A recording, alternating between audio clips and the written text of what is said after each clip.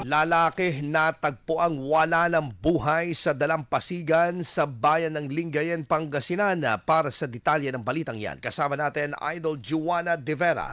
104.7 IFM Report.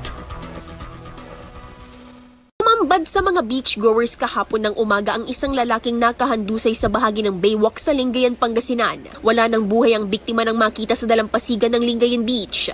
Kasi wala naman siyang wala naman siyang tama ng bala, wala naman siyang tama ng saksak. Accordingly, nung pinosmortem kanina ng ng duty physician natin, galing ng RHU.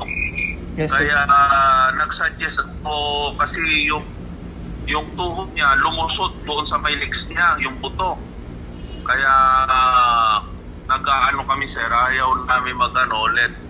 Agad naman na natukoy ang pagkakakilanlan ng biktima at napag-alamang ito ay minor de edad. Napag-alaman na simula pa noong gabi noong Miyerkules ay nawawala na ang binata at pinaghahanap ng pamilya. Sa isang panayam, isa sa tinitignang anggulo ng otoridad ang umano'y hit and run, ngunit hindi kumbinsido ang pamilya rito. Nanawagan naman ng hustisya ang kaanak maging ang kabarangay nito upang agarang makamit ang hustisya. Nagpapatuloy pa ang malalimang investigasyon ukol sa motibo upang malaman ang totoong sinapit ng biktima. Kasama mula rito sa IFM Dagupan, ito si Idol Juana De Vera, Tatak, IFM.